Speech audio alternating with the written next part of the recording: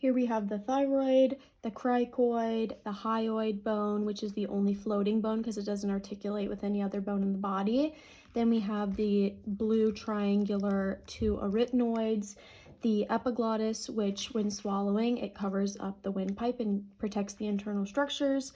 Then we have the thyroarytenoids, and here the thyrovocalis, which is the most medial, and this is the primary tensor in the deepest layer of the vocal fold, and then the muscularis in the tape on the more lateral side. It's not within the vocal folds but runs alongside them, and when this contracts, it pulls the arytenoids towards the thyroid, loosening the vocal folds, creating a lower pitch. Then we have the LCA, the lateral cricothyroid here in blue, and when this one contracts, it points the arytenoids towards each other, adducting the vocal folds like so.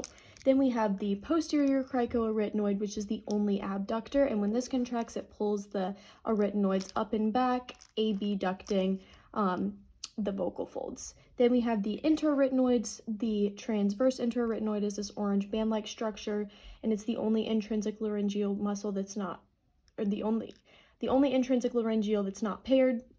And this adducts, bringing the arytenoids together. Then the oblique is the X-shaped one from the apex of one to the base of another. It connects them, and this also adducts. And then talking about pitch and loudness, pitch is thanks to this cricothyroid right here. When this contracts, it pulls the thyroid cartilage towards the cricoid like so, and on the inside, when that happens, it stretches the vocal folds, creating a higher pitch. Then loudness is due to an increase of subglottal pressure from underneath, and this pushes the vocal folds further apart, and when they recoil or snap back, that is what creates the loudness.